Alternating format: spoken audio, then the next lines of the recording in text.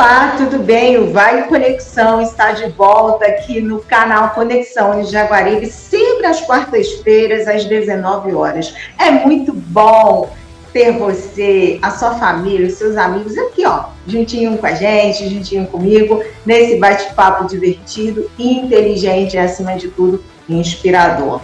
É importante lembrar que este programa é uma parceria entre o Instituto Vale do Jaguaribe, o VJ, e a UNE Jaguaribe. E no programa de hoje, nós vamos dar continuidade ao nosso bate-papo com o Gustavo Guerreiro, que é guerreiro até no sobrenome também. O Gustavo Guerreiro, ele é indigenista, ele é doutor em políticas públicas, pesquisador do Observatório das Nacionalidades, editor da revista Tensões Mundiais e diretor de pesquisa do SEBRA-Paz. Tudo bem, Gustavo Guerreiro? Como é que você está, meu amigo? Tudo bem? Tudo bem, Abda. Prazer estar aqui de novo contigo. O prazer obrigado. É todo meu, todo nosso. A gente que agradece. Obrigado pelo convite. Tá certo. No programa anterior, a gente falou um pouco sobre o que é um indigenista, né? Você começou a detalhar algumas experiências que você teve enquanto servidor da FUNAI no Mato Grosso, na região de Dourados, hoje já está no Ceará, mas eu gostaria de voltar um pouquinho ainda e falar da região de Dourados sobre uma experiência muito forte que te marcou, que te fez pensar o seguinte, a minha luta é essa aqui, mas é difícil, mas vale a pena todos os esforços empregados, não só como um técnico, né, um servidor da FUNAI, mas, acima de tudo, enquanto um ser humano e enquanto um pesquisador da área das ciências sociais, especialmente da ciência política. Tem essa experiência marcante que você pudesse compartilhar com a gente? Tem várias, assim, várias experiências que marcaram. Geralmente, as experiências que me marcavam bastante era quando vinha algum mandato judicial, de expulsão deles dos acampamentos, né? Os acampamentos geralmente eram nas beiras das estradas, ou então uma parte dentro de fazendas, e geralmente eram fazendas de grandes grupos empresariais, né, que usurparam os territórios dos indígenas, como Bunge, Monsanto, esses grandes grupos empresariais, né, que tem essas fazendas, geralmente de produção de Cosan, que era um grande produtor de açúcar e álcool, né? Então, teve uma experiência que me marcou, foi, de certa forma, uma experiência até engraçada, de certa maneira engraçada, porque foi uma reintegração de posse, expedida por uma juíza, na época, não vou citar aqui, obviamente, o nome, mas posso citar o nome da indígena que estava lá, que era a dona Damiana, que ela tinha 1,5 m, bem velhinha, bem enrugadinha, mas muito valente. E aí, na época, a própria juíza, ao invés de mandar um oficial de justiça cumprir a reintegração de posse, foi ela própria levando o documento, né, para mostrar a autoridade, a arrogância, contra aquele acampamento de poucos indígenas, e entregou. Aí chegou, viu a dona Damiana, que era a liderança, e perguntou: quem é a liderança aqui desse acampamento? Aí a dona Damiana: aqui não tem liderança não, aqui todo mundo é liderança, até ele é liderança. Aí apontou para um cachorro que estava no chão. O cachorro olhou assim. Aí, assim, desafiando totalmente a autoridade, acompanhando, não podia fazer nada. A vontade que tinha na hora de rir era grande, mas era assim, foi uma situação muito trágica, que depois conseguiu ser revertida, né? Os indígenas permaneceram e tal. E era assim, quando tinha essas reintegrações de posse, e outra situação que foi bastante marcante foi um incêndio, que inclusive foi nesse próprio acampamento também, que houve um grande incêndio que destruiu lá. Alguém tocou fogo lá no mato próximo e ele se espalhou muito rapidamente, aí queimou os barracos dos indígenas, todos os pertences deles, assim, foi muito triste. e a gente conseguiu, assim, a notícia se espalhou pela cidade, e conseguiram muitos donativos, e foi bastante marcante, sabe? Então, essa experiência me marcou muito, porque foi muito dramática, e a gente viu, inclusive, a solidariedade de algumas pessoas da população, e desnudou, assim, o drama que os indígenas passam ali no Mato Grosso do Sul, né? É interessante, né? Que esse é o Brasil que a gente está tentando refundar aí nos próximos meses, esse Brasil que pulsa a alegria, a diversão, mesmo em situações as mais adversas possíveis. E eu penso, sabe, Gustavo, você falando aí da dona Damiana, que o Bruno Latour está certo, o professor Veiga Castro são certos, quando propõe a gente rever essa relação entre animais humanos e não humanos, e com as coisas materiais também, porque o cachorro pode ser líder, né? A ideia de liderança é muito forte aqui na nossa instituição, no marido, e eu achei assim, muito maneiro você trazer isso, de que até o cachorro era liderança para ela. Então, pode ser uma brincadeira, mas uma brincadeira muito séria, da gente rever que a liderança é essa categoria ocidental, tão forte, midiática, falada pelas pessoas, mas que é tão antiga, antes de Cristo, das civilizações, pode ser estendida para outros elementos que compõem o mundo que a gente vive, inclusive elementos não humanos, né, como coisas, como animais, no caso do cachorrinho da Mariana, que é muito interessante essa experiência.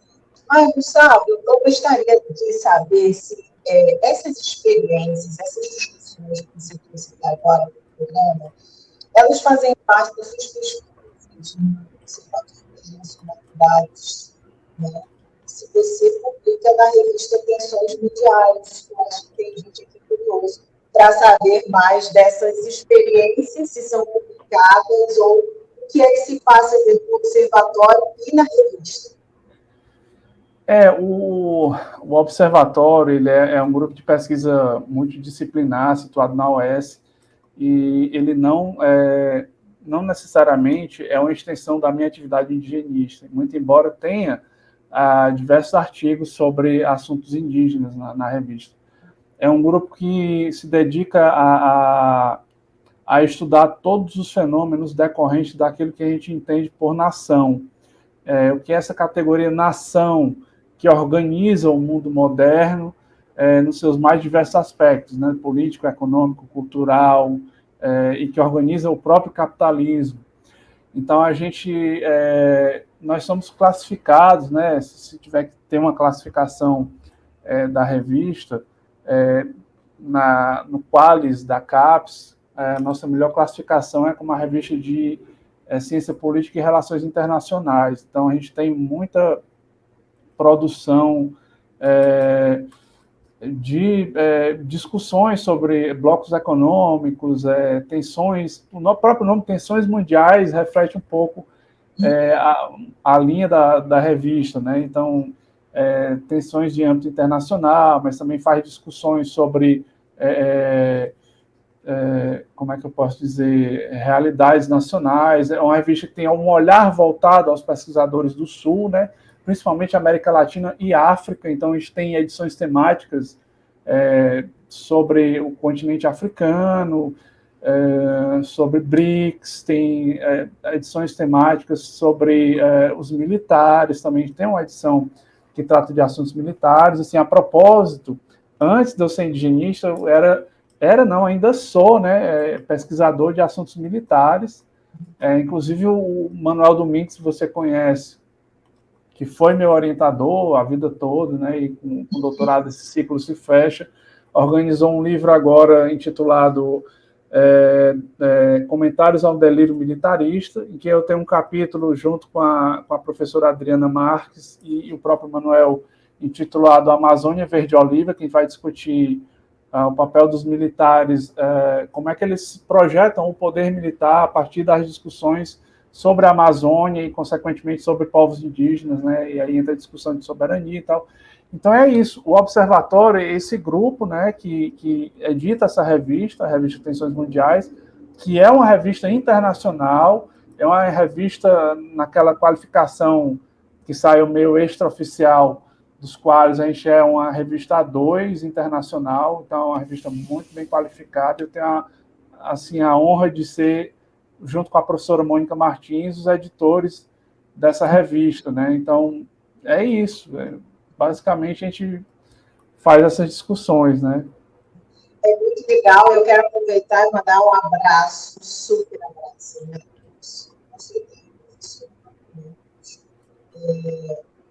Professora ativista, né? Todos os pesquisadores da revista do Observatório, todo mundo que já publicou, quem vai publicar ainda, é muito bacana a gente saber disso. E aí eu fiquei pensando aqui, Salmo, será que a gente pode chamar o Brasil de universal? No momento que a gente está vivendo. Ábida, cortou um pouco a tua fala, se puder repetir. Vou repetir. Será que a gente pode chamar o Brasil de nação no momento que a gente está vivendo? A gente pode. A gente pode, assim, porque a ideia de nação, ela pressupõe um Estado. Assim, há diversas vertentes. Né? A ideia de nação pressupõe um Estado, né? E, bem ou mal, por menos que você ame ou odeie determinadas linhas políticas, e ainda somos uma nação, a nação brasileira, muito embora uma nação partida, né? Uma nação... ao meu ver, eu acho que irreparavelmente partida nesses últimos anos, principalmente, mas eu fui muito rigoroso, irreparavelmente não sei, mas profundamente partida. Agora, essa própria discussão, Ábida, de nação, ela entra um pouco numa outra discussão, e isso envolve também os povos indígenas, quilombolas, comunidades de terreiro, que talvez nós sejamos até um Estado plurinacional, como é a Bolívia, por exemplo. Né? Então, o Brasil é composto por diversas nações, na verdade, não nesse conceito mais estruturado, mas é um Estado que pode ser, eu não estou afirmando isso, mas pode ser que seja um Estado que unifique diversas nações, que é uma discussão boa que poderia ser feita aqui no âmbito da universidade e da própria política também. Quem sabe a gente não se reinvente como nação ou como nações, né? Então é isso. Eu acho interessante porque você está trazendo, né, uma outra expressão pluri. A Bolívia não é só comunista, né, como algumas pessoas aprenderam a dizer, mas a Bolívia, a Venezuela, o próprio Brasil é formado de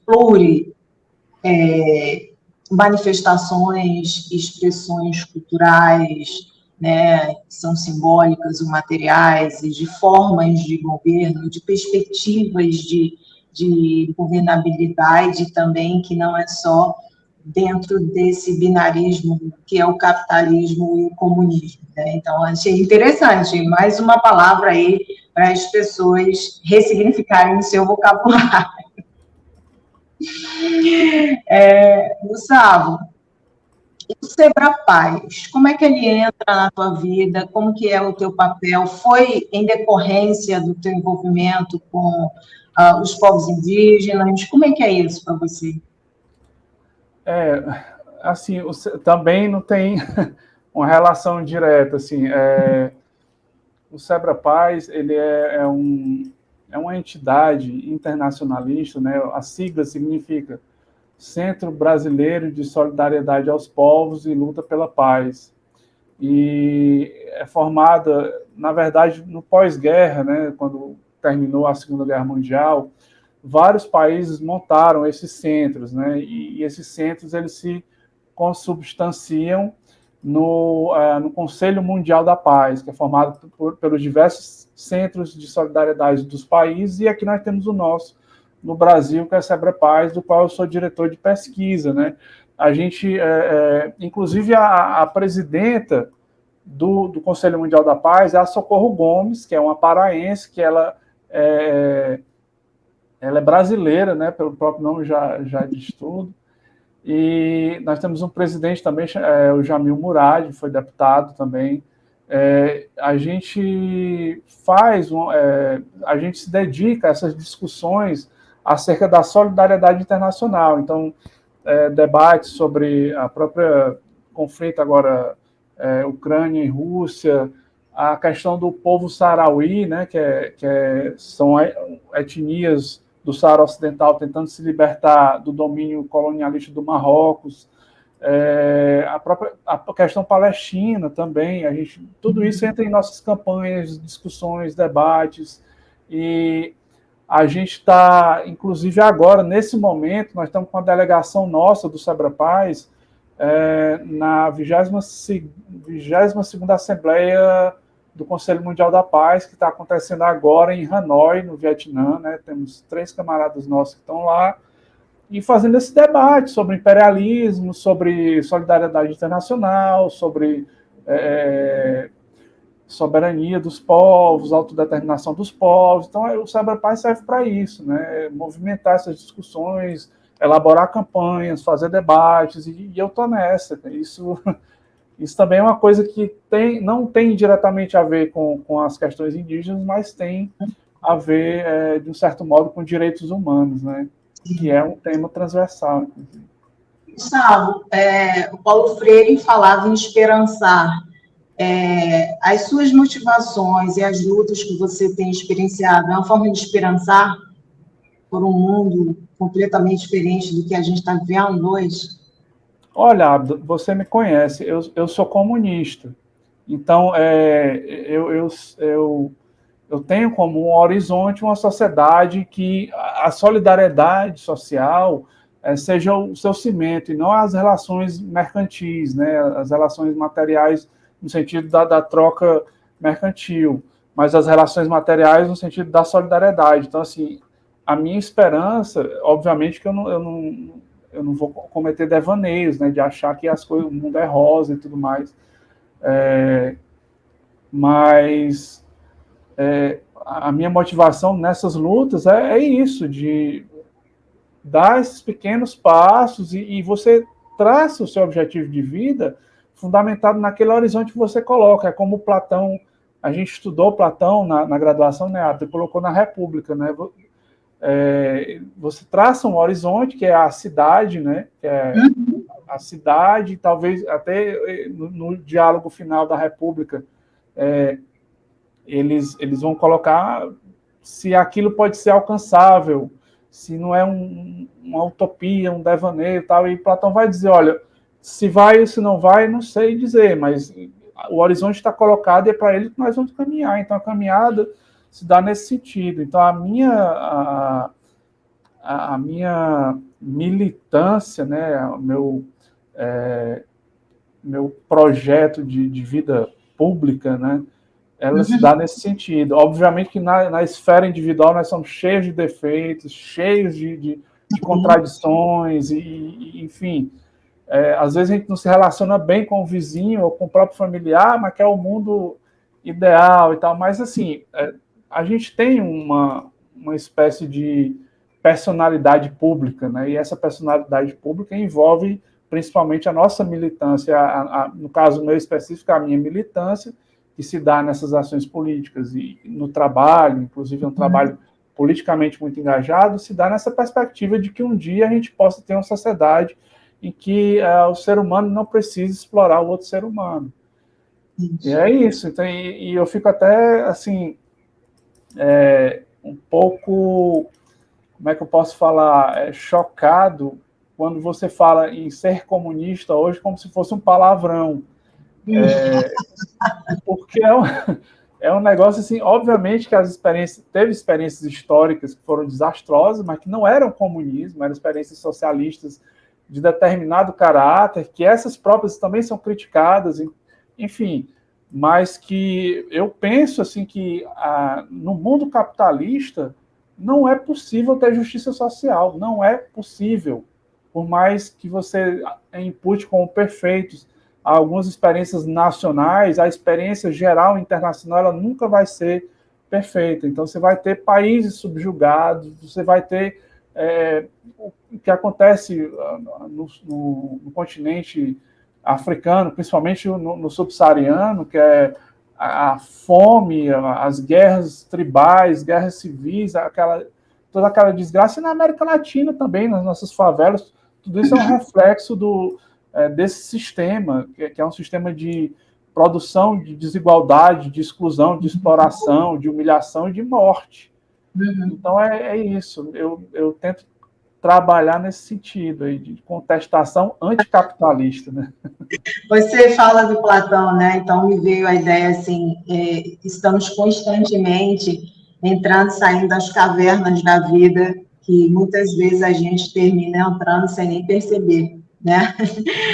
Gustavo, me fala uma coisa, e voltar para o Nordeste, voltar para o Ceará, foi por quê? Deixou Dourados para vir para Fortaleza, por quê?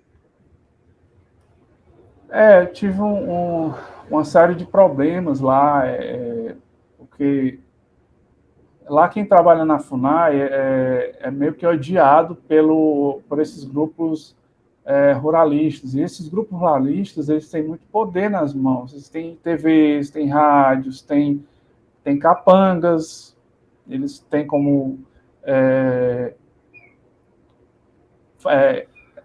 ameaçar e executar essas ameaças, entendeu? Então se torna uma situação tanto quanto perigosa. E por esses motivos eu pleiteei minha volta aqui para o Ceará. Estava com prazo para isso e foi um pouco difícil, mas deu certo.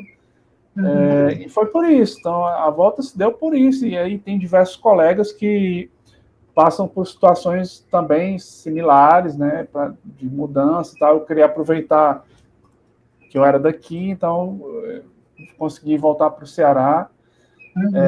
E você vê o caso emblemático que teve agora nos últimos tempos, aliás, nos últimos meses, foi o assassinato do Bruno Pereira e do Dom Phillips, né, que repercutiu muito. Então, foi uma dessas situações pelo próprio ofício que a gente executa como indigenista, contraria interesses criminosos, e não só criminosos e poderosos, né? Então, e a gente, como servidor da FUNAI, isso é até uma pauta nossa, a gente é muito desassistido do ponto de vista da proteção. Então, a gente lida com situações de perigo o tempo todo, né? É interessante isso, né? E fica aqui a nossa memória para os nossos dois colegas indigenistas que partiram de uma forma muito, muito desastrosa, né? Toda partida nem sempre é muito aceitável, mas essa foi uma das mais revoltantes, que a gente espera ainda que a justiça seja feita da forma que a altura do que essa luta representa para nós. Gustavo, a gente está terminando o programa. Eu quero dizer que foi muito bom conversar com você. O papo foi muito legal, né? Você, o Gustavo de sempre, falando que é comunista, né? O Gustavo das lutas indígenas, que agradou a muitos colegas antropólogos quando viu isso, mas sem deixar a ciência política de lado. Então, quero muito te agradecer por participar aqui do nosso programa Vale Conexão e deixar aí aberto para a sua despedida e depois a gente se despedir do público de uma forma geral. Olha, eu que agradeço, né, o convite. Eu acho que é sempre muito, muito legal a gente discutir assuntos pertinentes assim, para a nossa sociedade, em tempos que a gente dá tanto valor à trivialidade, à superficialidade, discutir assuntos estruturantes, né, da sociedade brasileira. E, assim, foi uma boa conversa, muito bom revê-la, muito bom conversar contigo. Muito embora o tema seja um tema pesado, né? Eu trouxe um tema que, inevitavelmente, eu poderia falar de forma mais leve, mas é muito difícil tratar de indigenismo. Você necessariamente trata de temas pesados, e é isso, mas, assim, eu não quero que isso se torne uma espécie de repulso, não, pelo contrário, eu queria que isso se tornasse o chamamento à militância das pessoas, da sociedade de modo geral, e que a gente temos aí nossos irmãos indígenas passando por tantas dificuldades, principalmente nesses 4 anos desse governo que tentou acabar com eles e que, felizmente, nós estamos superando, pelo menos do ponto de vista eleitoral, mas a luta ainda vai durar muitos anos, eu acredito, mas a gente precisa precisa esperançar, né, como você colocou em relação ao grandioso Paulo Freire. E era isso, agradecer a vocês, e eu estou aqui à disposição. Queria te pedir um favor, Abda, se você puder colocar o link da revista Tensões Mundiais na descrição do vídeo, você coloca aí para o pessoal acessar, porque a revista é aberta, eles podem baixar quantos artigos quiserem, ela é livre, entendeu? Então, nós estamos aqui para colaborar. Pronto, você pode me mandar que eu passo para o editor, e aí ele coloca aqui na legenda para a gente. É legal, uma revista que vale a pena, sou prova disso, né?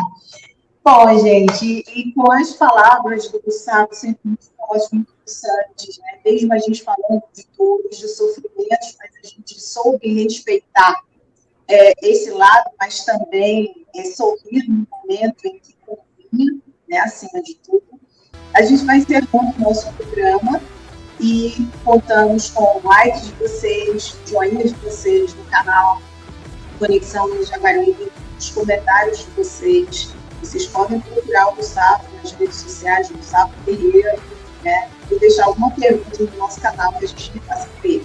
Muito grata por tudo que vocês têm proporcionado para a gente, nas funções, nas visualizações. Agradecer ao nosso reitor da Jaguaribe, nosso produtor de operações de expansão, diretor técnico do Vigiana Garcia Júnior, ao setor de comunicação e marketing da Jaguaribe e, claro, a toda a família que nos acompanha. Tchau, tchau, até a próxima. Beijo!